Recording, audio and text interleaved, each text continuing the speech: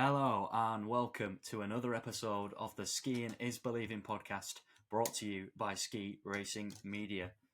In this episode, we had a special episode and the start of a new series with the American legend that is Daron Rahlves.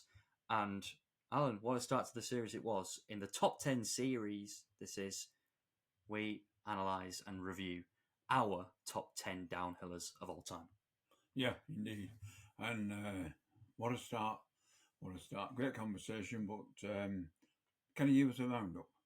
I can. You can.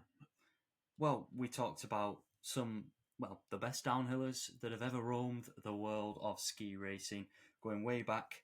Well, Daron went back to the late 60s, and as you'll hear at the start of the episode, to Karl Schranz. He told some great stories from encounters he's had with the likes of Franz Klammer, Hermann Maier, the Norwegian team. He gets a mention in there towards the end as well. We didn't want to leave him out without some form of acknowledgement, as he did score 9 World Cup downhill wins in his career. He tells some fascinating stories, and to have Daron on, who's got some kind of connection with everybody that we mention in this episode, and Alan, really good for you to reflect on all the people you've watched over the last 50 years, even longer. Yeah, excellent. It was excellent conversation, and good memories, and some good stories, some really good stories. Yeah, and just to add in as a little start note here, you're on Instagram now, aren't you? Yes, I am. Yeah. So go and give him a follow at Alan Rigg. We'll already be following him on the Skiing is Believing podcast channel. If you don't already, go over to Instagram there and hit that follow button now. If you're on YouTube right now and tuning in over there, like, subscribe. It's great for us to hear. And of course, on Spotify or Amazon Music, follow and comment and interact. And if you think we've missed anybody out in this top 10 list, do feel free to hit us up and give us a bit of feedback as well as who we might have missed. We tried to cover as many bases as possible without making the episode too long, but we will get into it now. So it is my pleasure and Alan's pleasure to share this fantastic first episode of the top 10 series, Men's Downhillers, to kick things off with Daron Rahlves. Enjoy.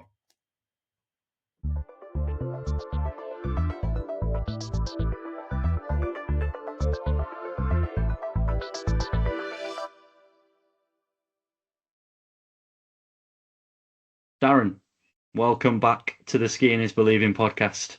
How are you doing this summer? Thanks, Matt. Alan, good to see you guys. I'm doing fantastic. I actually just skied a couple of days ago. Skied actually at a resort on a chairlift in Mammoth June 3rd. That was kind of like the last resort day for me. But then just hiked up like a couple days ago and got a few turns, about 40 turns in. Took my dog up there, Zoe, Husky, and 2 buddies, and we mountain biked up with the skis on the pack, the boots inside the backpack, and then booted up this kind of big gully that holds a lot of snow, and it was awesome. So skiing doesn't get too far away from my life. I've been doing a lot more like water skiing, wake surfing, some moto, mountain biking, just taking advantage of summer, but I've already planned a family trip to Ski Portillo, so heading down to South America on the 25th of July for about 10 days to like just enjoy the time there in Portillo with the kids and my wife, and then hit the beach for a few days, then go up to my buddy Reggie Chris. He's got a Stellar Venture Travel, a heli operation out of Valle, Nevada, so hopefully get a few heli laps in. We'll see. Excellent. Mr. Adrenaline. Yeah. Very good. Yeah, you got to. It's just take advantage. It's a life worth living if you're constantly moving. So I enjoy that. My lifestyle. Yeah, trying to continue that. Well, this is a new series for us on the podcast, and a new idea to keep a few new ideas ticking over for the summer.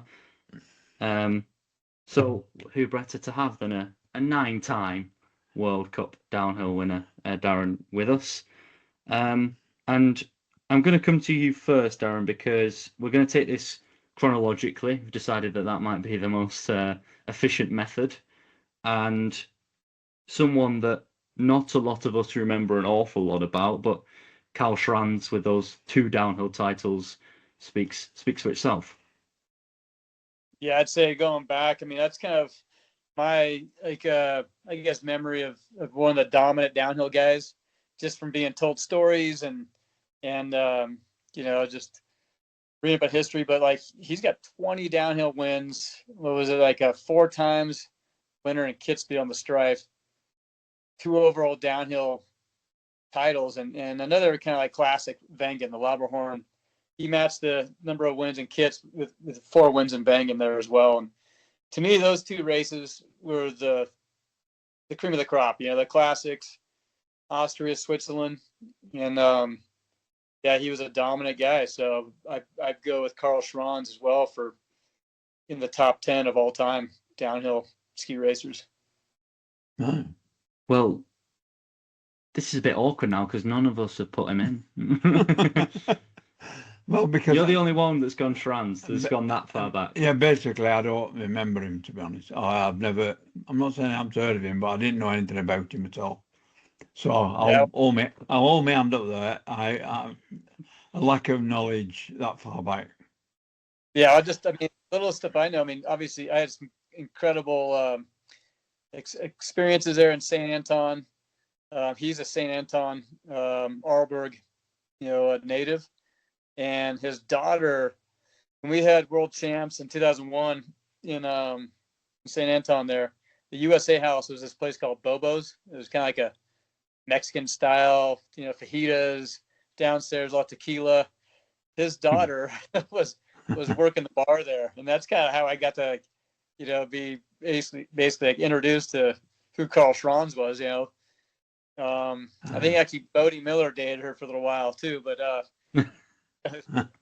beyond that, like he's basically one of those like really just well known in that area, obviously in Austria, ski racers. And there's a bunch of controversy. I didn't like look into it before this podcast, but go check out there's some controversy about him when he came home from Olympics or World Championships. But he was, 20 downhill wins. That's impressive. So he's definitely on my list. Yeah. Mm. I bet there's quite a lot of tequila at those World Championships, right?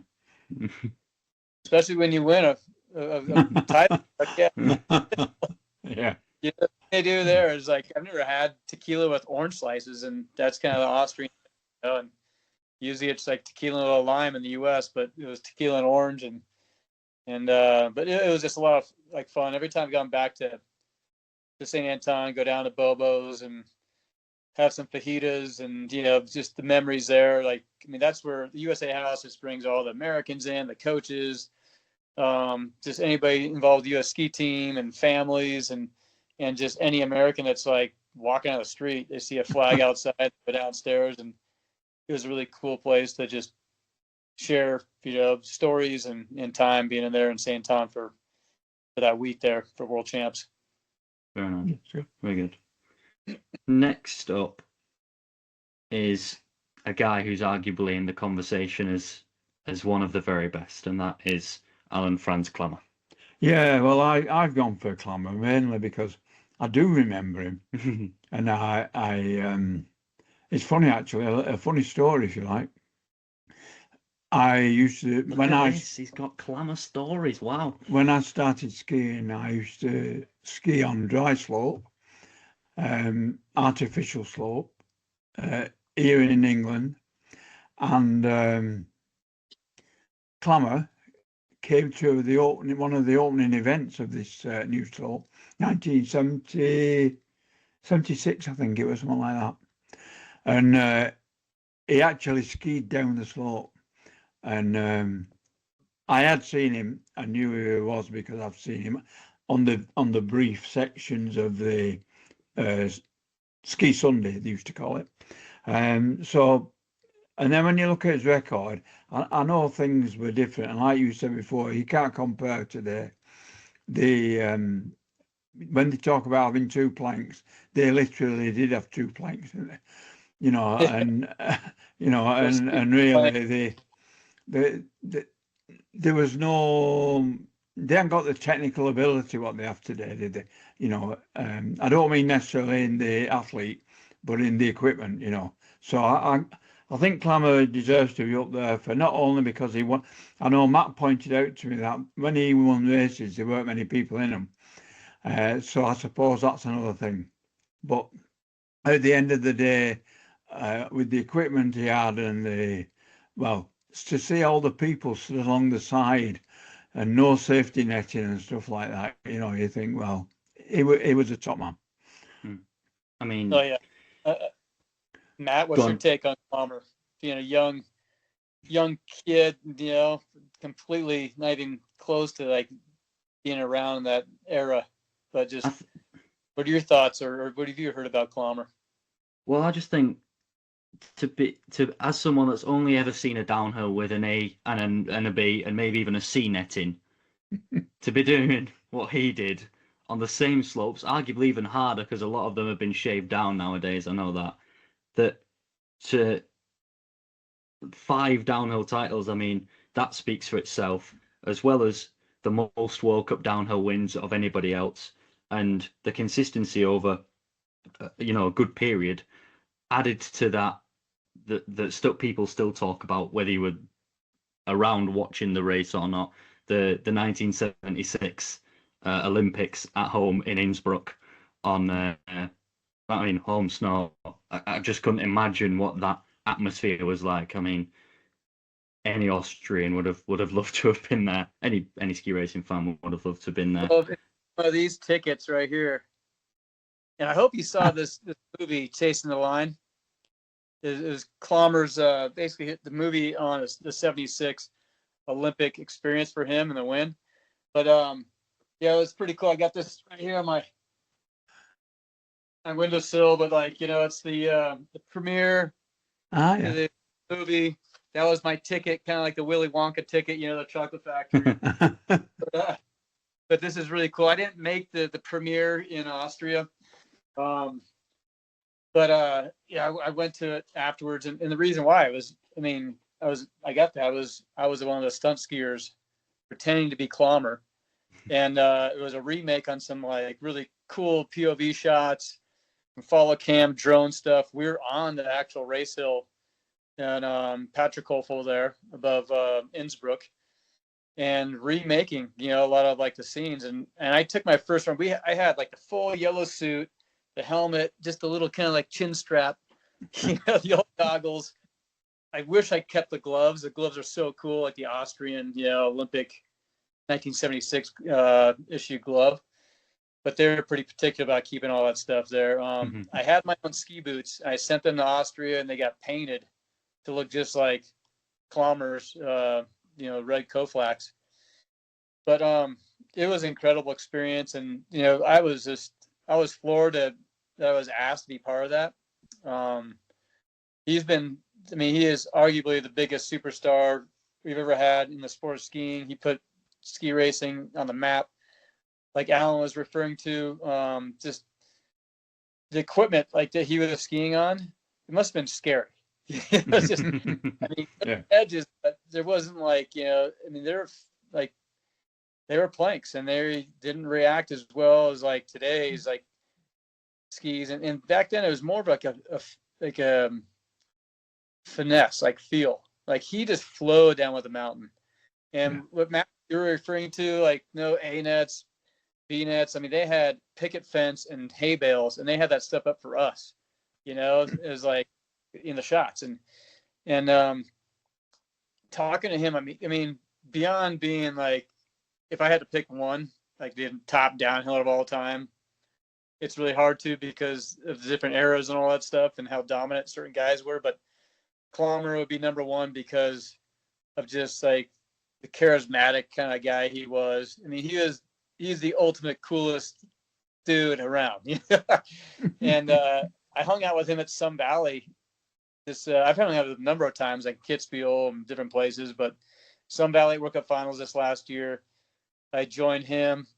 Klaus Heidegger and Franz Weber for a little like tour around town. We did this like really cool dinner at this one Austrian's house, lives there in Sun Valley, and had time just to hear some stories. And just usually when you're around Klammer, there's tons of people around, and this was like a really intimate experience. And it was definitely one of those nights that like will go down, as one of the best like nights I've ever had with other ski racers and passionate skiers.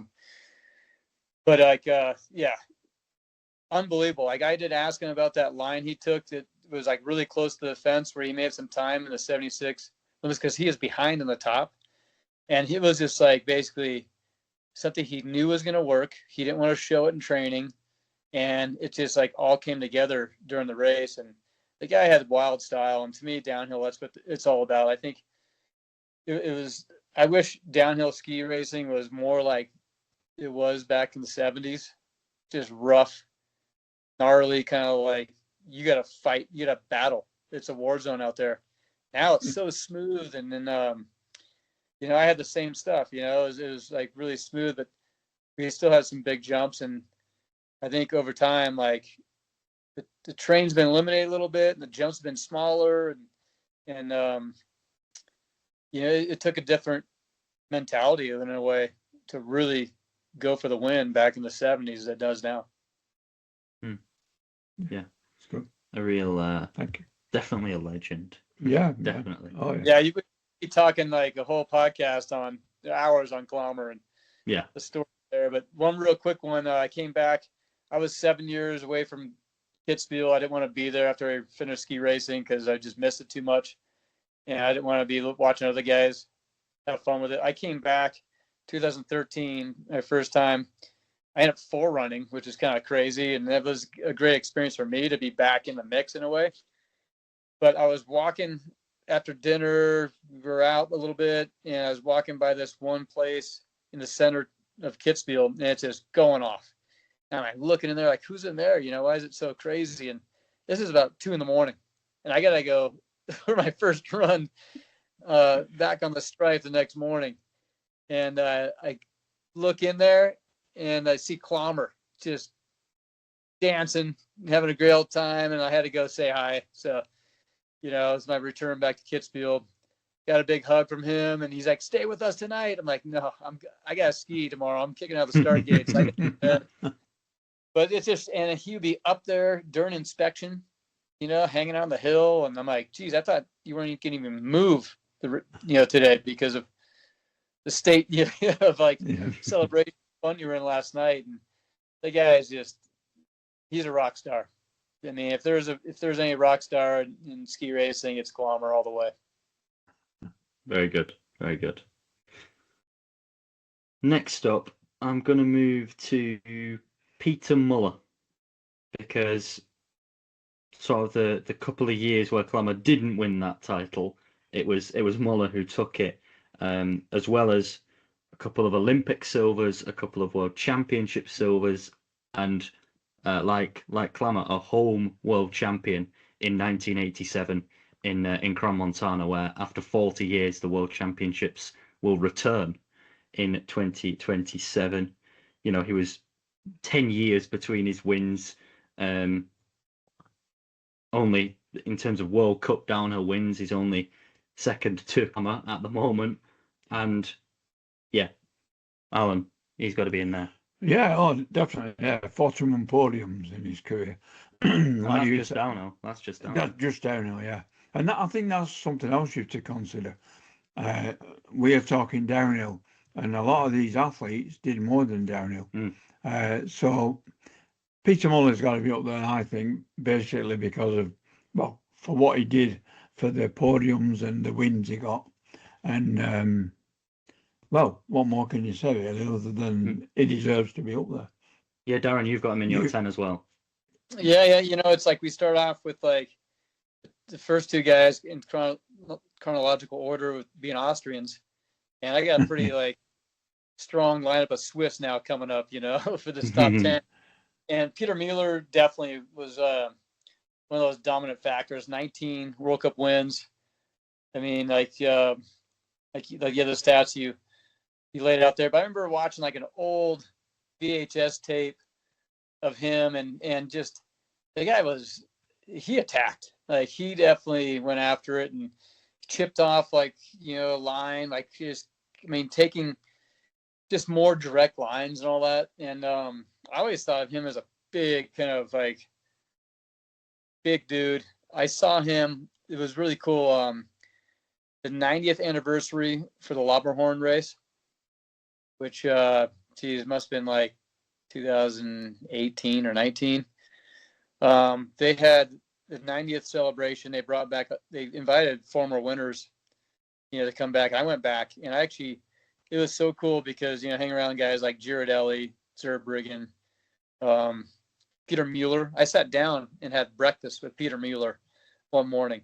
First time I ever met him face to face. I was like, this guy is like skinny and small and little guy. I mean, looked like more like a trail runner than a downhiller. But that was years later after he was probably more fit than or it's like size wise in a downhiller. But he definitely, I love his style too. Like it had the open face helmet with like just like the plastic face guard. Yeah. Some guys ran the full face helmets, but those are a little scary to me because you go down and you crash, you catch on snow or a gate or some fencing, whatever, and you have this like bar in front of you where it could just get a hold of your your helmet and tear your head off. But he had this pretty cool looking style with that. I think they're like made by Scott, but those little like plastic face guards. And I don't know why you want that. I mean, I think breathing heavy or you can't spit in the starting gate. Like hot air up there and start fogging your lungs, but worked for him. So that's kind of like the classic look. And then I'll jump ahead and I'll put another Swiss guy on my list, Franz Heinzer. I mean, he dominated in the 90s, 15 World Cup downhill wins. He was 3 times downhill standings title winner in 91, 92, 93. 3 Kitzbühel wins, world champ in 91. But the heartbreak, I mean, I remember watching the 1994 Olympics in Lillehammer where Tommy Moe won the downhill. And Heinzer was a favorite. In the starting gate, he kicks out and his ski comes off. His binding released in the starting gate on his kick out. Like that has never happened to anyone that I know of. I mean, especially at the elite level. I mean, guys have kicked out and put the pole between their legs and fallen face first, like Fritz Strobel did. I remember seeing that, at I think it was Val Gardena Super G race. But I mean, imagine the heartbreak at the Olympics or any race. You're kicking out, you don't get a chance. Your race is over. Yeah. So I mean, Franz Heinzer was definitely, and to me, he was my top 10, and that was like the 4th guy we've covered. So who was your 4th? Alan, Matt? We've got Heinzer. Yeah. We've both got Heinzer. Oh, cool. Yeah, we all agree. And what's like awesome to see is his involvement. Or I don't know if he's currently involved, but he has been with the Swiss speed team as a coach and being. And one thing that I love about the Austrians and Swiss, like they bring back their past champions, ski racers to be in the mix, like helping out as a mentor, to their younger athletes, but also just being there, like for these younger kids to see their like top heroes from their nation being around even at the race. Yeah. It's like, I think it gives them a little more motivation to step up. Like, hey, these guys did it. I want to show that I can do it. And I mean, I've always liked that sort of, I definitely make it back to Birds of Prey every year because of that, because I want to have that presence there. I want to see the racing go down, but I want to see like, hey boys, U.S. boys, American downhillers, we're watching. Let's get it done. Yeah, I think. Right, you guys picked Heinzer. Oh, cool. Yeah. I looked at sort of his wins. 17 of them in World Cup, but 15 in downhill. and he actually did the Kitzbühel downhill double in the first, in '92, which not many guys have done, and that is a true achievement, Daron. Yeah. Oh yeah, I mean, step up and just lay it all on the line at Kitzbühel. Like some guys are like, I'm just glad it's one time a year. Mm. And I mean, I had one time where we had a double downhill because there was one cancel and it was added on. And like it was awesome. I got third in the first downhill, won the Super G, and got second in the Saturday downhill, and pretty good run there. But when you go back-to-back wins, and I did that once in Norway, in Kvitfjell, in 2000, where I had back-to-back downhill wins, which is insane. Like it's just when you're on top of your game, feels good. But to do it in Kitzbühel, there's no other better place. Mm. Yeah. And that 91 World Championship gold, the only medal he ever got at Worlds or Olympics, but on the same track where we've just had the World Championships. So yeah, that's Switzerland winning there again, of course. Yeah, and I'm definitely I'm putting a little more weight, just so you guys know, everybody knows, to like athletes that win in Wengen or Kitzbühel. I thought you might be. Yeah. Like in Bormio, I mean, I had my 5 top races for me. It was Birds of Prey, Beaver Creek. Then it went Wengen, Birds of Prey, Bormio, Wengen, Kitz, and then Kvitfjell. Those are the 5 that I really kind of like focused on. But the ones that really kind of like take everything, you know, skills and just full commitment, Bormio, Wengen, and Kitz. I think I'm kind of weighting those wins a little heavier than the rest, you know, for the list that we're going through. As just, you know, add it right there so you guys know. Yeah.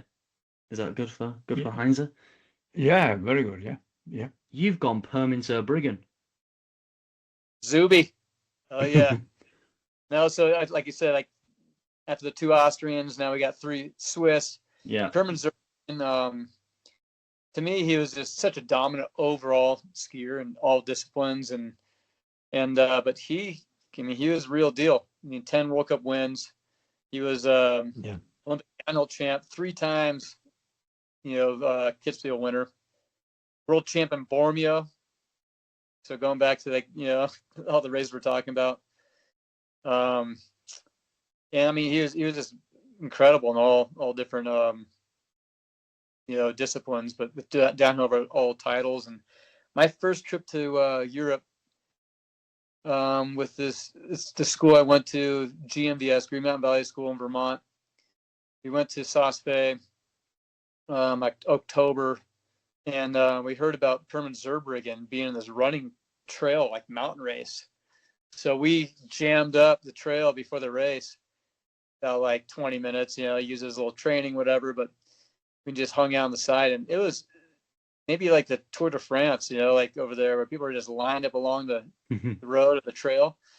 And you could hear when Zurbriggen was coming up, people are yelling his name and just like hop, hop, hop, hop, like the full Swiss, you know, like section. And we saw him run by. I was like, damn, that's Pirmin, you know, like, whoa, just never even seen him ski, but just saw him run by. And I thought it was one of the coolest things ever, because you just, you know, you just saw one of your kind of idols in a way. And I was never like a starstruck guy too many times in my life, but I think that was one of them. And I did this Red Bull Race to Face 2018 with Jeremy Heitz, another Swiss kid, where we set this Super G course down this crazy big mountain face. And on the ridge, you're looking over your left and you can see the Matterhorn and all that. And they had a big celebration in town. And, you know, like Zurbriggen was there.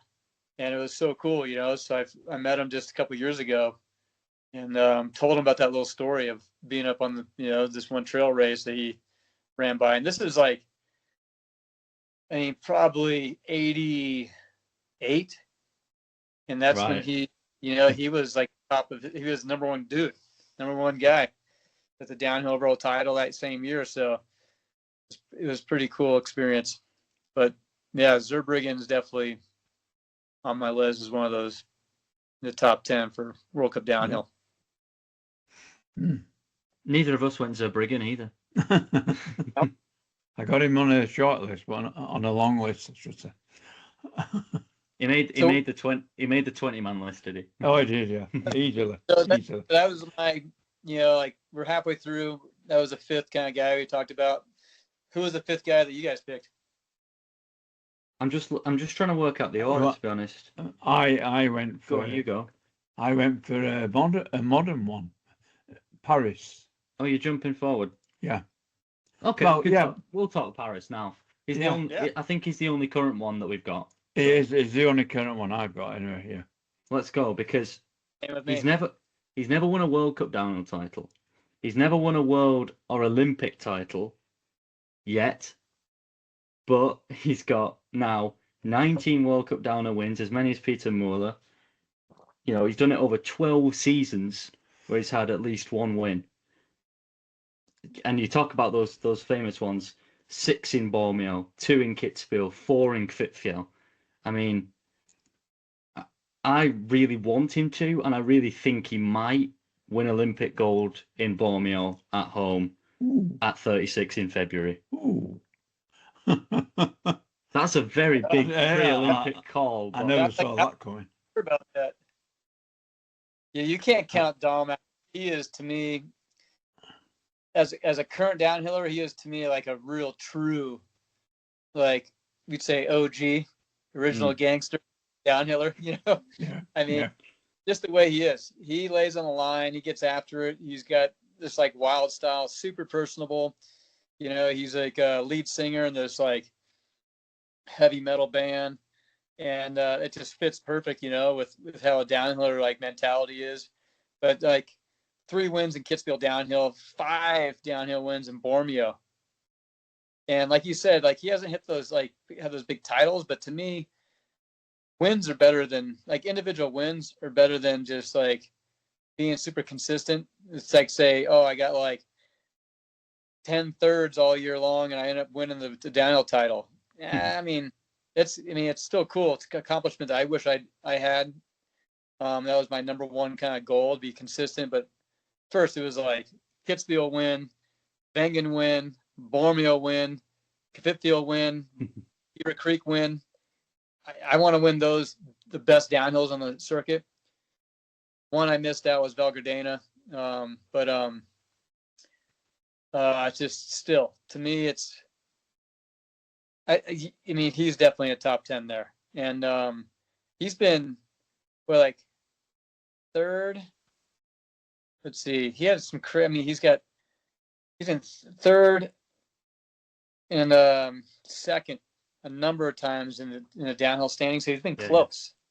And he's been consistent. But when you start racking up wins and that many wins in Bormio and Kitzbühel, damn, you're one of the all-time best. I mean, next season, if he wins a World Cup downhill, he's only the second man to ever score 20. That's Yeah. you Like you can't said, not put him on the list. Yeah, he's ranked. I mean, he's tied with second, right?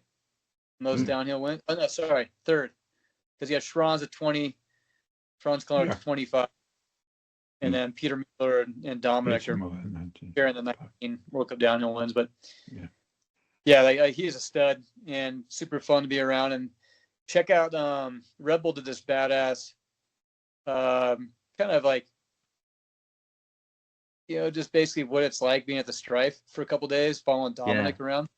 I don't know if you saw that. It was like Medal on the Strife is what it's called. Medal on the Strife. And it just shows his training, the mentality, a lot of kind of behind the scenes, down the ski room with his like ski tech Sep. Just the pressure. And he ended up getting on the podium that year with a 3rd place. So, I mean, it was just a really cool way to kind of, be there with on the athlete side, reveal what it's like.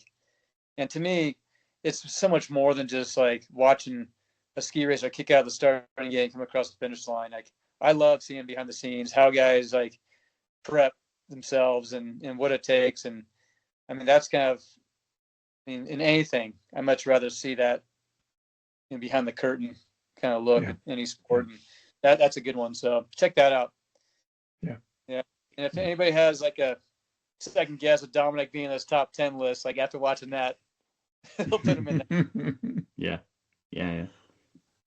Okay. I think we'll jump back to who we're jumping back to. Pardon? Eberhard. This is my time where I started like cracking into, World Cup and was on the U.S. ski team in the mid '90s. But there's who've you got in there, Daron? Yeah, I'll take it then. Like Luc Alphon. Alphon. Yeah. 95 to 97. He was like, 3 consecutive downhill overall titles, 3 Kitzbühel wins.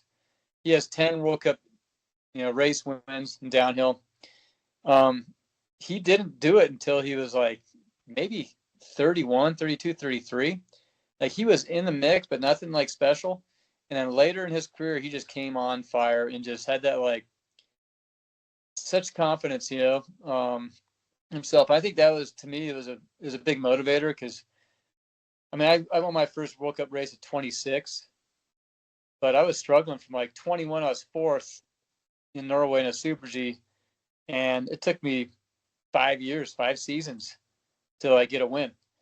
And he was like, like, hey, if Alphon could do it 30, 31, I just got to keep sticking with it. And it was definitely, I mean, I'm sure empowered a few other athletes as well that, just continue just going for it. But, he is one of the super fun guys to be around too. And Luke, like, I mean, we'd always be celebrating after the downhill in Kitzbühel, the Londoner, and like that guy, he still shows up. So do I, but it's fun to kind of share that.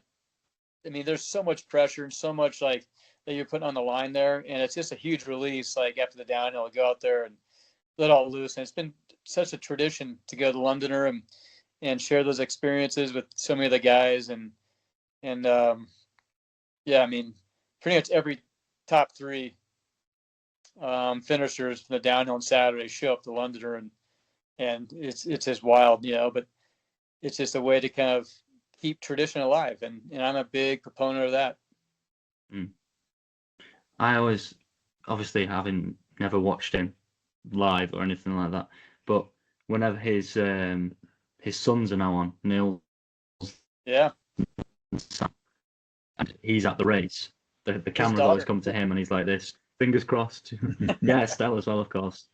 But when the downhills, and he goes like this, and he goes, he's always got some great reactions. Yeah. So one quick story. We were training at his home resort before the 2006 Olympics in Sestriere, Sestriere is a track, and going up the lift, just the sun's just coming up, just starting to see, just light up, and we had this killer Super G track set up right on the face of the front of the resort. And the guys that set the course and were doing like course maintenance in blue dye. It was rad. They put like "Allez Luke," just written like big across the race hill, and had the Olympic rings and all this stuff. And it was just like to see that sort of like support from his like village and his town. And I can't remember if it was like his dad or his uncle, but we went to their restaurant for dinner, and they had a bottle, something like Genepi or something like that, but it had a snake in it. And you had to tip the bottle up until the snake kissed your lips, basically. And this is like moonshine, or like, I mean, it tastes like 103 octane fuel. But it was so potent. But you basically you're pinching your lips, not like trying to let too much in, but you had to like let this snake uncoil and come down and touch your lips, and you could put it down. But they wouldn't let you put the bottle down until you kiss the snake. And that's something that just yeah, it was lived with me for a long time. And now Luke, he's a rally car racer. He's taken his love for like speed into cars, and he's incredible behind the wheel. Very good, very good. I think we'll come to a couple of the Austrians that you were racing with, Daron, and we'll start with Hermann Maier, the Hermanator. Alan. Yeah, I do remember him. He was quite a racer. I don't know what it was about him. There was something. Whenever he was on, I'm talking about British television. Whenever he was on, it was a big event. You know, they were very popular over here, and obviously he, for a reason, because he was so good. I don't know much about him personally. Well, I don't know anything about him personally. What I do know is that he had quite a number of, what did he have now? He had, 25, 15 firsts. 15 firsts. World Cup downhill wins. So, but 54 in total is only behind Hirscher and Stenmark. Yeah, because that's why he was so popular, I think. He not only downhill, but he used to do other disciplines. Yeah, but keeping it to downhill, he did his share on the big ski, the long skis as well. Didn't he? You know, but you obviously know him. No, he was the top guy. You know, when I started really being competitive on the World Cup, and I've been on a podium with him a number of times. I first experienced 2001 on the podium in Kitzbühel, where I was third. He won that race, and it was a clean sweep for the Austrians, and I tied for third with Stefan Eberharder. But Hermann Maier, Werner Franz, Eberharder, and then myself. And so they bring third place up first and second, and then like just it just builds just the energy. And Herman came up last, and when they announced Hanekom Sieger, I was just like, God, I gotta experience that. Like that to me is the most incredible feeling like I've ever had. You just the crowd, the energy just went right through me. And before the official awards that night, like when you do the awards in the finish line, there's like a space between the finish corral and the crowd, like 10 feet wide, just kind of a buffer zone where the athletes exit. And we're walking out after the awards there at the finish area, and this hatch raises up like in the snow, and it's like a full, bat cave, like Batman's like dwelling, and it says Strasse der Sieger, so Winter Street on the top. And I was like, what? Like, what's that? And they just escorted Herman through there, and he disappeared, and they closed it. And I'm like, is it only for the winter? Like, yep, that's what it says, Winter Street. And the next week, I wanted to ask him, Garmisch, like, was down there, and then I kind of held back because I was like, you know what? I'll know if I deserve it. And that's kind of like another like cool motivator. I mean, obviously, you win Kitzbühel, you get the gondola car, cabin with your name on there, and your wins on the inside of the sticker. And that's just kind of like, puts you in legendary status. And I have photos. I just had a photo like 3 days ago sent to me of my gondola coming around and somebody jumping in it. Like, I love it, like when people share that, like throw it on Instagram or whatever, or send it to me. And that's like, that was one of the things, like, I need to know what's down there, but the only way I'm going to know is if I deserve it with a win. Yeah. But back to Herman, I mean, he was a tough guy to deal with. I mean, he was probably my least favorite ski racer of all time. Just the way he just like interacted with everybody. Like he felt like he was so much better than everybody else, and looking down on anybody, no respect. Like, I mean, it hurts to get beat for sure. On the podium, Herman, congratulations, get like a handshake, and he's looking right into your eyes, and yep, I got you. I beat him before on the podium, and he is like put his hand out and turned his head. like, just, I mean, out of disgust, like, basically I screwed up and you won. But like, there was like, I just felt like there was no respect. And that to me kind of gave me more fire, to try and like one up them. And then another quick story, like in Kitzbühel, when I was third that year, the next year, I feel like he thought I was a threat. And we'd always be like the last two guys for downhill inspection. I just like everybody going, getting down the hill. Then I have some space. I could really kind of see the hill a little better, and I'm in no rush. I'm going to use up that whole hour and a half for inspection. But I'd wait and just hang out at the top.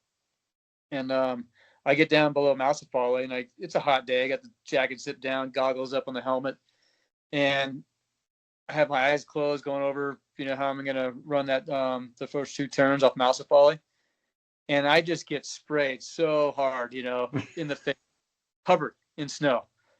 Face down my jacket, goggles are just like plastered. And I open my eyes like, are you kidding me? It was Hermann. I'm like, what was that all about? He's like, oh, didn't see you. I'm like, yeah, right. And just like trying to knock you out of your game, right? You're trying to settle in. And I mean, he would come up and like, your eyes are closed, and then like he'd like make a little turn and like hit his tails against your tips of your skis. It kind of always be in your head. All those little things, always trying to be one up on you. And obviously he was an insane athlete, physically incredibly strong, very good skier, and I had respect there. But from all these little moves, like he was always trying to get at you. And so we go through the long inspection. I'm checking it out, and Jono, my coach, is like, "Get going, D. Like, what are you hanging out for?" He's like, "Time to go." I'm like, "I'm just waiting for Hermann to get down there. A little payback." He's like, look at me like, "What do you mean?" I'm like, "Look at me." He's like, "I was wondering why you're covered in snow." He's like, "Yeah, I mean, Hermann just like, plastered me with the hockey stop, and I'm gonna get him back." And he's like, "Oh, let me get down there and watch." So Hermann goes to the end of the style hong, is sitting on the road, and kind of like slumps over his poles to kind of go through his like little mental, rehearsal there. And Jono's like freaking like, "Let's go," and I come in there with some good speed. I wasn't gonna look at the line. I didn't care about the line. Like I already knew it, but I came in with full intention just to cover him. And I nailed him back so hard, and he got so upset. And I just, didn't see you. And after that, like, I did not get messed with. Like, he didn't mess with me. I think he just felt like, hey, if I do this stuff, it's coming back. A lot of guys would just take it, and they would already be beat, by the time they got to the start with Hermann. But he's definitely my top 10 as well. 15 World Cup wins, and how dominant he was. He has the best downhill crash of all time from Nagano 98, and came back and won the Super G the next day. Incredible. I mean, that was something that like just shows like sheer confidence in yourself. You're not gonna get rattled, even if it's a big crash like that. And I mean, that to me was really impressive. And yeah, give it up to him for sure, being a top 10. Mm-hmm. Another one we've all got in there is Stefan Eberharter, who won 3 downhill globes, sort of just ahead of you in a couple of seasons, Daron, and consecutive titles in Super G as well. 18 World Cup downhill wins, 38 podiums, Olympic bronze, a double overall champion to add to all that. Alan, he's looking back now, the Austrians were pretty good. You did well to get some podiums at this time, Daron. How good the Austrians were. Yeah, the depth of that team was incredible in the early 2000s. I mean, it was the power team. They had it on their suits. They knew it, and they showed it. And on my list, I have Eberharter in front of Hermann. Just thought you might. Plus he has 18 World Cup wins, a few more than Hermann. But I think like I won in 2003 in Kitzbühel. I had an exceptional race run in 2004, start 28th. Back then, like it was reverse 30 on the standings for the season. So or World Cup start list. So like Stefan Eberharder was ranked number 1. He was starting 30th. I think as Walkoffer was 29th, I was 28th, third. The standings at point of the season, and I came down. I was in the lead, and Walkoffer comes down. I'm still in the lead, and I'm like, oh, back-to-back years, this could happen. I just won the Super G the day before, and I watched Eberharder just annihilate that course. Like, to me, I was like, come on, just make a mistake, just do something, like a little bit of speed. Like, he was at the road into I think into Alterschneise.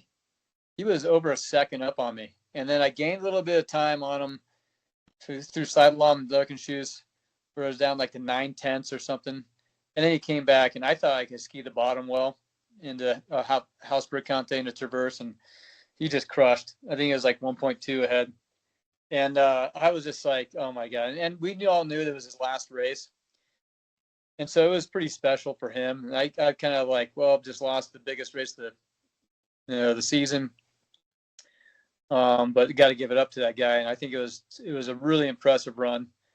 He had so much confidence. It was so fun to watch. Like, I mean, looking back, like how he skied that race hill.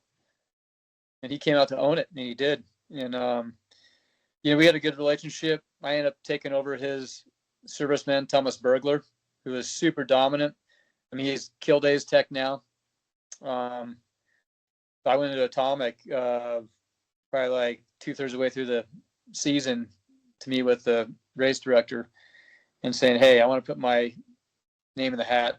I want first dibs on Eberharder's tech, Bergler. And like, what do you mean? Like, well, for next year, I want him. Like, Steph hasn't said he's like quitting. I'm like, well, he is. We've been talking. I tried to get him to come out and party in Kitzbühel that night, but he's like, I'm going to wait till World Cup final. It's my last season. I want to make sure I'm on top of my game from here on out. And I just felt like you got to celebrate when you can, you never know what's going to happen. But he was super dedicated, and luckily I ended up taking over Thomas Bergler as a full factory ski tech after Eberharder, hung him up. But yeah, that guy was in 91. They just had Saalbach world champs this last season. In 91, when he was like 19 or something like that, Eberharder won the Super G. Go 10 years later, 2001, back in Austria, St. Anton, Maier comes down, the guy to win, most, the favorite. Eberharder beats him, and Herman's like, oh, are you kidding me? Like, no way. My teammate just beat me, but he was lined up to be, world champ in Super G 10 years later.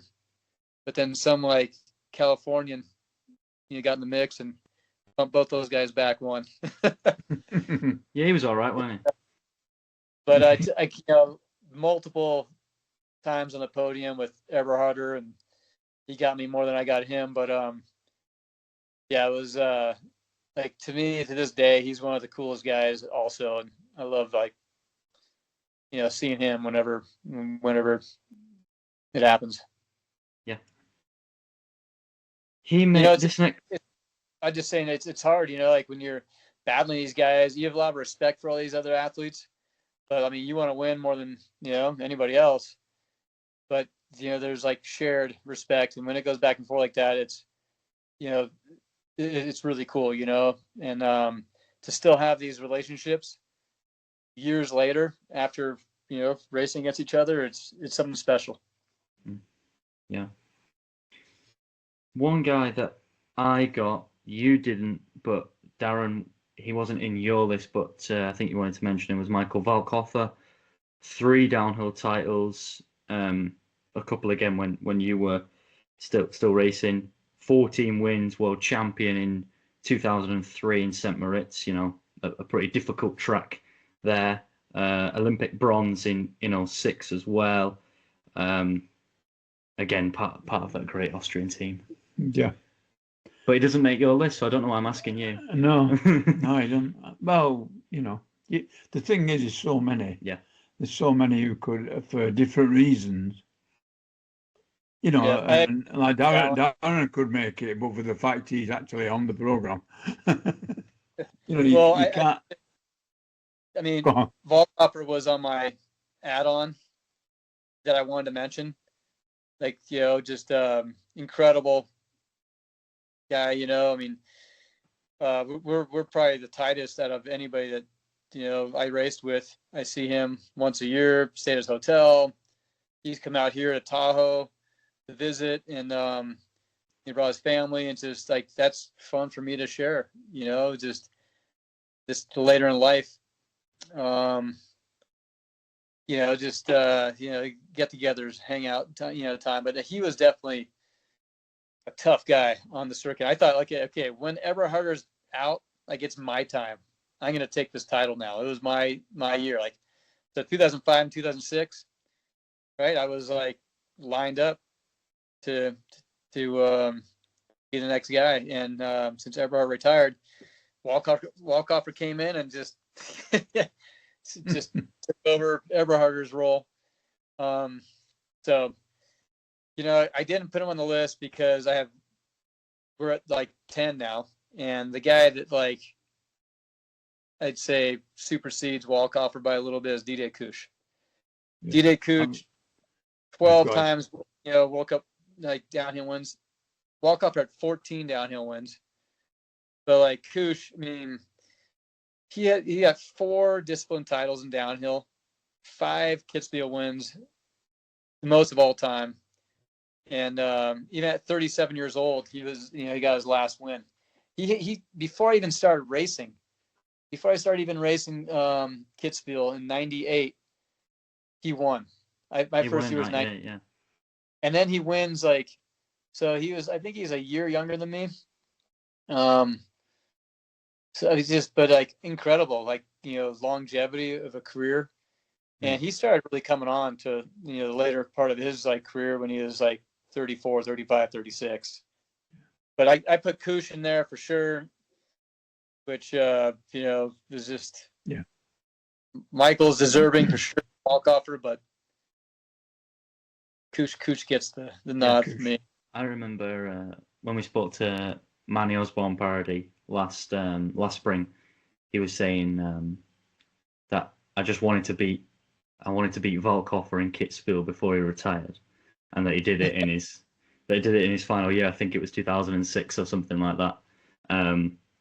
But yeah, that's just the one story. My final year, Volkoffer won, and I was third. That was in 06. So I think 07 was that, but it just.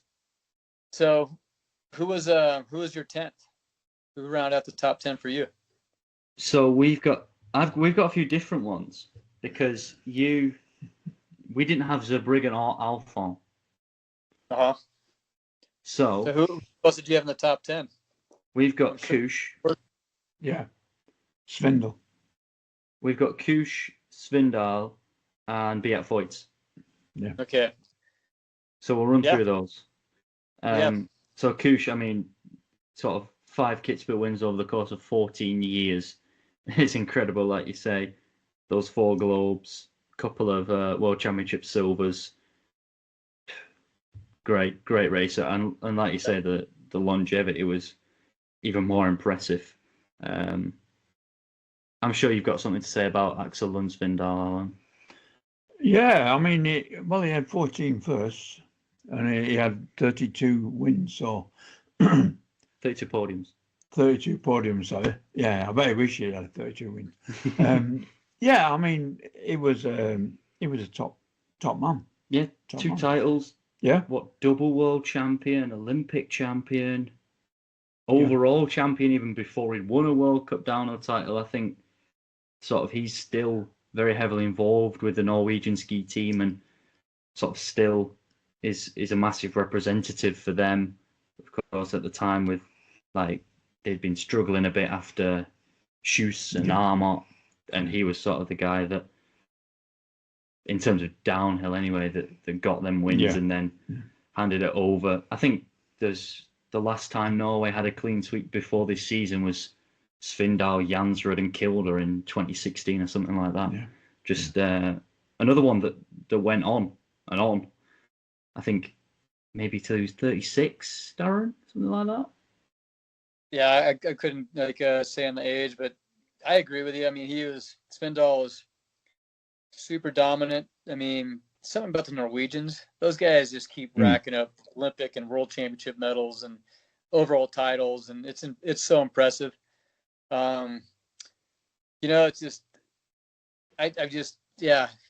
everybody I think on the list that I got is a Kitzbühel winner, and that's one place where Svindal, came a little short. And not to say that, I mean, that he he didn't do it, but he definitely could have. And he was, he was super dominant. And so, but I mean, like you said, it's so hard to pack in, like throughout time, 10 guys. Yeah. Top, because there's some incredible performances that have gone down. And I would say my top 10 was done there, round out with like Didier Kuss and Dominic Paris on the chronological order, who's currently racing. I hope he medals in Bormio at Olympics. It'd be freaking awesome, for him to wrap it up that way, or just if he keeps whatever, just to do it. But Walkoffer was an add-on for me, and Beat Foyts. You mentioned Beat Foyts. Yeah, let's talk Foyts. So dominant, 4 years, like the overall downhill title winner, Olympic champion 22, world champion 27, 13 World Cup downhill wins, and he went through some a little rougher time coming in to his career, where he had a knee injury also, and then he was able to rebound and come back and just talk about dominance. Like, to me, that was super impressive. And a couple of years ago, I think his last win, I saw Odermatt in the start house, and I was like, let's go, Odie. Freaking gave him like the horns, and he was one back, and his first year racing the Strife, and comes in second place, and Foyts is won. And to me, that was just like, wow. I mean, that's a big 1-2 punch to Austria, from the Swiss. But Foyts he had that such confidence in himself, and I think he's got the ultimate downhill build. He's short. He's just like a brick house. Yeah. So he's a lot really powerful. He's heavy. He doesn't have like all this this big sail like a lot of the tall guys like Walkoffer or Bryce Bennett have, that they really have to fight for aerodynamics. Being a smaller kind of like just round guy, I mean, he's like a bowling ball. I mean, talk about perfectly built, like a downhiller of all time, and Kuss was pretty, close to the same. Kuss was Kuss was like an inch or two shorter than me. I think 2 inches shorter than me, and he outweighed me by almost 20 pounds. Like, geez, I mean, that is like a great build, and that's kind of how Foyts was. I mean, you look at those guys, and it's just, I mean, that is a good downhill build. And I was told when I was younger, like, don't even bother with downhill because I'm not a big downhiller. I don't have a chance, right? And they kind of gave me a little more fire to work on all the little details to be competitive. And yeah, I mean, I was 185 pounds, maybe 180 middle of the season, and up against guys that are 220 plus.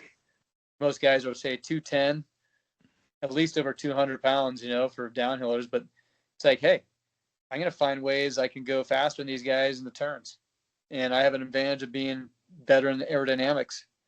And so you got to look at your strengths, like how you can, if you want something, you got to figure out how you can manage to pull it off. And I was at a disadvantage in gliding. I knew it. And so I worked on a lot of test track time, at atomic gliding whenever I could.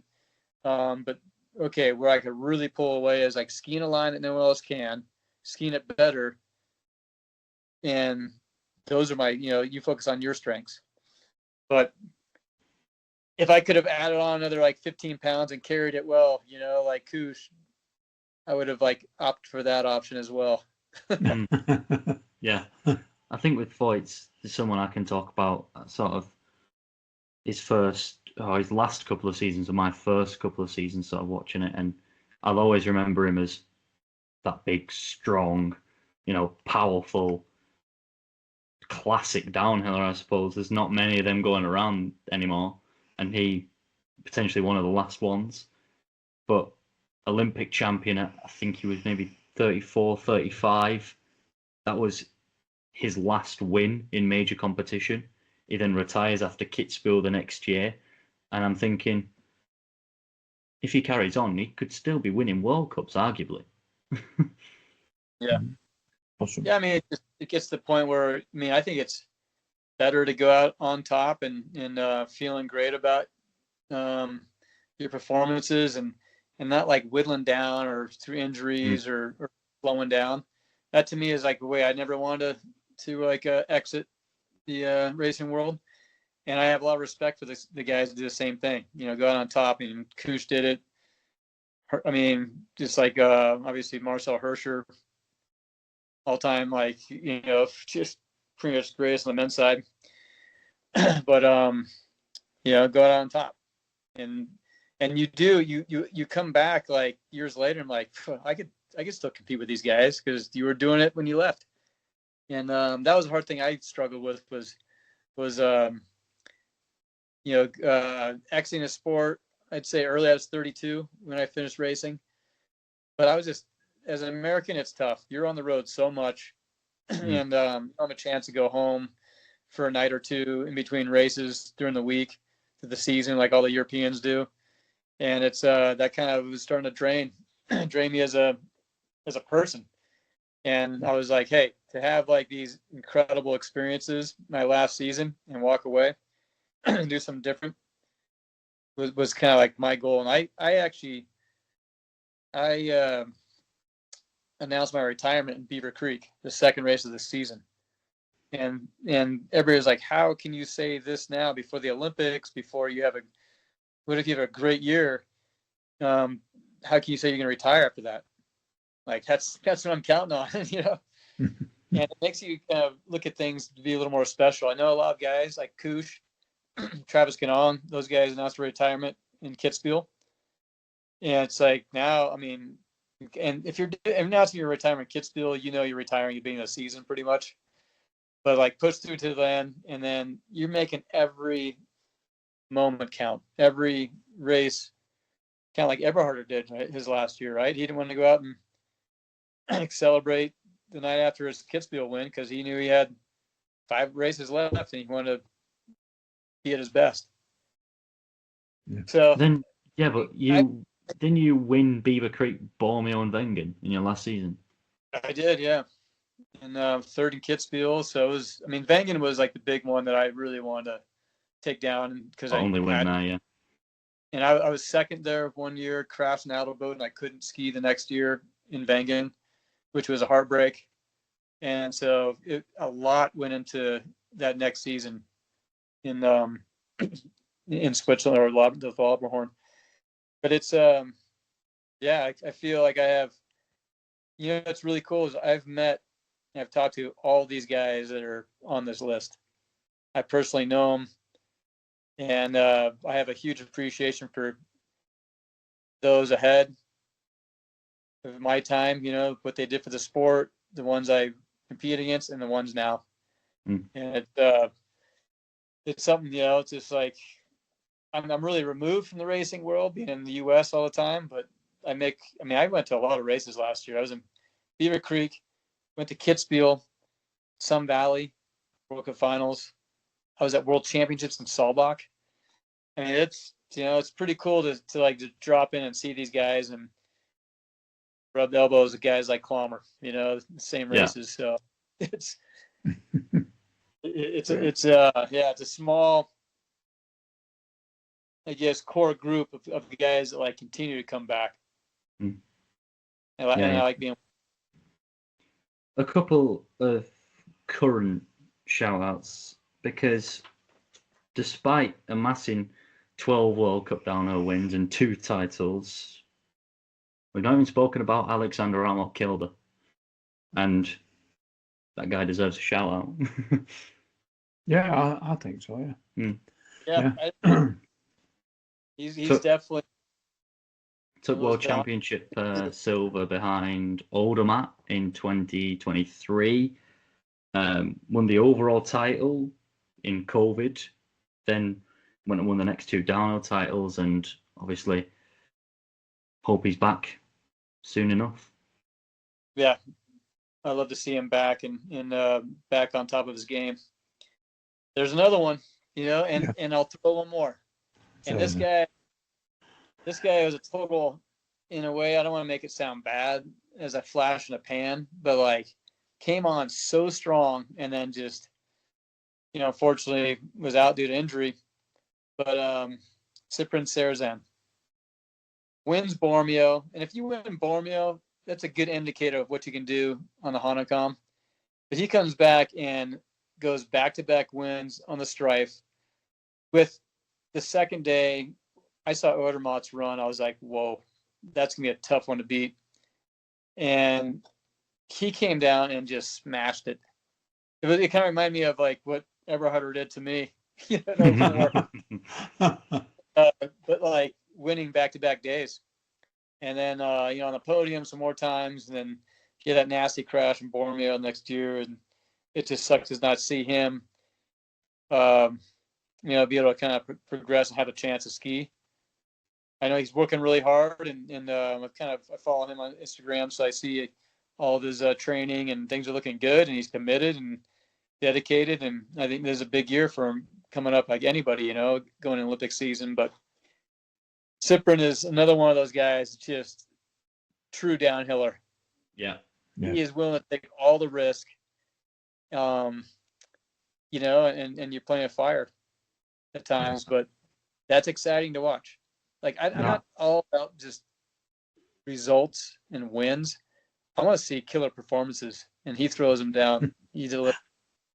I mean, he's only got them three, hasn't he? Bormio and two in Kitzbühel, but those two in Kitzbühel will be talked about for years. I mean, the last Frenchman before him to win was Luc Alphon in Kitzbühel, and the way he charged and won by nearly a second over Odermatt, who when he came down was nearly a second ahead of RCS. Yeah. I mean, that I'll be talking about it for years, even if nobody else is. But no, you won't be the only one. And the cool thing, you mentioned Luc Alphon, like he was there.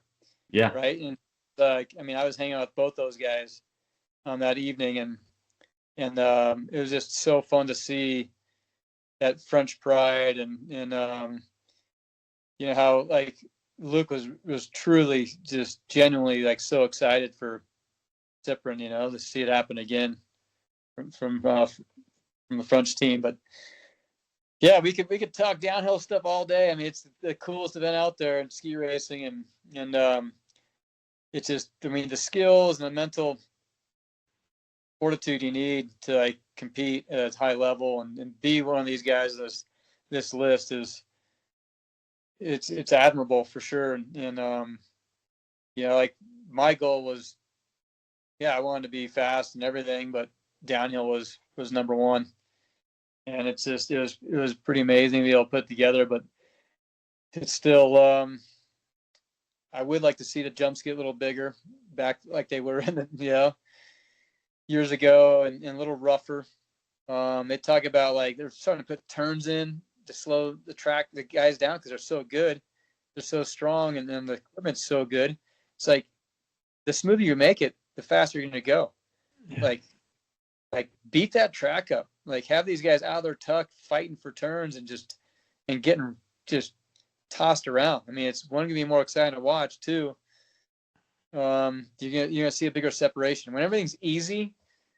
It's so many guys can be stacked in the same amount of time. But when it's tough, like it's like you see separation, and you see where the top guys really kind of pull away and why they're winning. And that's why I liked those downhill tracks I mentioned before, and the scary ones, because it's like who can commit, who's willing to take all the risk, because that's part of our sport.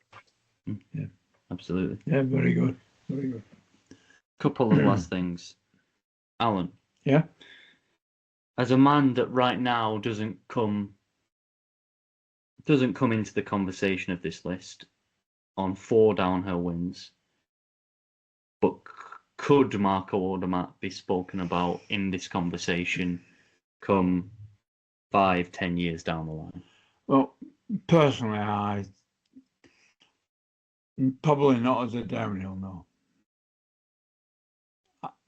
Don't get me wrong, I'm not saying he's not good enough, but I just think that his better disciplines are the more technical disciplines. Although me hand up, he glides as good, if not better than anybody. But I think there are other people about who will actually overtake him. I'll tell you one guy who I'll be certainly considering talking about if he continues in the way he's skiing. Already a world champion, Franjo van Ormen. Hold on. I was just going to say his name. You beat me to it. Sorry, Daron. Go ahead, Matt. I'm on the same page with you there. That guy has got rockets in his boots. Yeah. I mean, he's what, 23, world champion, won in Kvitfjell. Paris won twice and he won the other one. Won the Super G in Wengen. I'm just making sure this is all right because I haven't got it written down.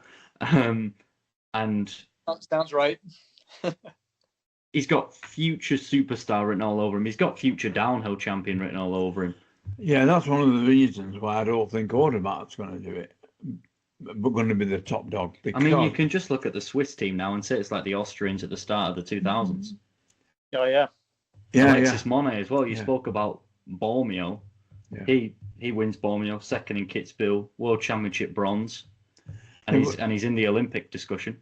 If you bring Sarrazin and Kilder back into the equation, of course, then it spreads it a bit more. It could be absolutely brilliant this next year if we get all those in the mix.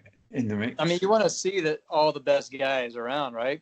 And shot and Alan, what you're talking about, you bring Kilde, Sarrazin back with the current guys. It's gonna be a battle, and it's awesome. I mean, you got that veteran status and like so much like success on Bormio from Dominic Paris, but Franjo van Ormen, the kid is a real deal. He is strong. There was like one turn that I remember that it was a slow-mo shot in Saalbach in the downhill, and Odermatt's just like so precise and like just ripping this turn, but he was a good maybe even a half meter off the gate. Franjo smashing through that gate, willed himself to the win. And I'm a big believer in not just like great skiing, physically out there, but like you got to will yourself, and you got to want like speed. And you could see how he was skiing and how he does ski. That's what he brings. And another fun little thing I'd like to share now, since we're talking about Saalbach and Worlds, is Kriechmeier. There's another guy that like is an exceptional downhiller from Austria, Vincent, and he injured himself in Wengen, could not ski race or get in the Star House in Kitzbühel, and was on the fence. Like, I mean, he was on he got a spot for the downhill team in Saalbach, but he was not decided until like maybe a day or two out from the race. And I went down through inspection in Saalbach downhill race morning, shot over to the warm-up run, and started watching some guys like just kind of the different sort of like approaches. And for me, I was pretty chill. Like I would just, maybe have like some like, just Super G skis on and run the warm-up run and not full suit, but just kind of try and get some good feeling and all that stuff. Maybe even run some like GS. But Kriechmeier rolls up in his like full one-piece suit, jumps in behind him with his teammates. Right when he skates out of the start, Kriechmeier jumps in right behind, skates behind him, and they're like two fighter jets like going down the Super G track. And I could just tell, like, I mean, like he was feeling it. He was just like, just relaxed, having fun, just messing around a little bit, and then just trying to get like that like mojo, going.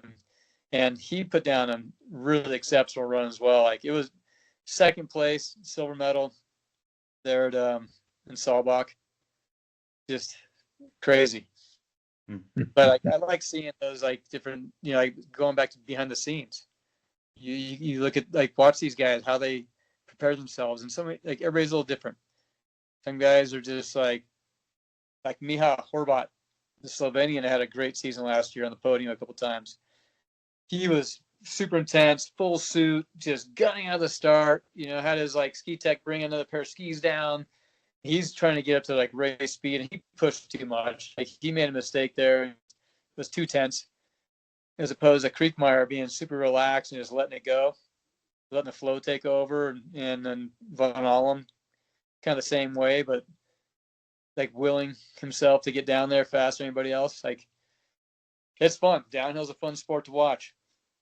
Looking forward to the season. Oh yeah, absolutely. And it's only just July. Yeah. All of the names we've mentioned there, European. There's this guy. You're man. It's yeah. sport. And I mean, there's some exceptional Canadians too, and some Americans. So, but it's I don't know. It's just, to me, these are the guys that, obviously have the results that are just one step ahead. Not put yourself on the list? I don't put myself on the list. I definitely, on a little longer list, possibly, but it's just, I love doing it. It was a blast, but I don't have, the numbers, to match. And there's some stuff that I was like really proud and satisfied with what I pulled off in my career, but there's still there's a lot of unfinished business left on the table. And maybe if I did some of that stuff, I'd be in there in the top 10. But I just had a blast doing it, and continue to be, a fan of, our sport through history and now and in the future. Yeah. Anything else to add? No, it's fine. It's good. Very good. Always a pleasure talking to you, Daron, and thank you very much for joining us. It was great to chat again and great to kick off the new series. It was indeed, yeah. What a start. Yeah. Awesome. Alan, always good to see you. Sorry I missed your birthday. Happy birthday a little while ago. And Matt, continue doing what you're doing. Like, you're bringing a lot of interesting topics and, interviews, of athletes in the sport of ski racing to, just the fans. And I enjoy kind of your articles and seeing them kind of pop up in ski racing media and all that. So you have a bright future ahead of you. It's impressive at your age, just how well organized and knowledgeable you are and the way you talk. And just keep doing it. There's a lot of passion there, and it shows. Thank you very much. Thank you. You got it, boys. Very good. All right. Thanks. Thank you. Cheers. See ya. Welcome back to this first episode of the new Top 10 series on the Skiing is Believing podcast, brought to you by Ski Racing Media. Just a final word from me, Matt Garker, and Alan Rigg here alongside me. Great to start this series off, and I think it might be one that sticks around for the summer at the very least. Oh yeah, it's a good one. It's a very good one. Like you said though before, I don't think we missed anybody out, but we try not to. Well, there are some names that I did have further down the page that didn't quite get covered. There's so many though, isn't there? Yeah, we could have still been talking. Yeah, you can find reasons to pick anybody in sort of 8 World Cup downhill wins who have had successes at World Championships and Olympics, and of course the great competition that the downhill has provided down the years. And a lot of these guys were in the same eras, which is just crazy to think that they were all competing at the same time and still amassed so many victories and podiums. But that is it for the first episode. Let us know what you want to be hearing next. What top 10 category should be next in the series? We will have another one coming at some point over the next couple of weeks, so stay tuned to that. And we'll be back a little later in the week with another interview, which is definitely worth a listen when that pops out on Spotify and YouTube. So thank you very much to Daron for joining us. Thank you very much to Ski Racing Media for their continued support throughout the summer series. And Alan, final word, we will. Ski you later. Ski you later. See you later. Oh, double this week. Yeah.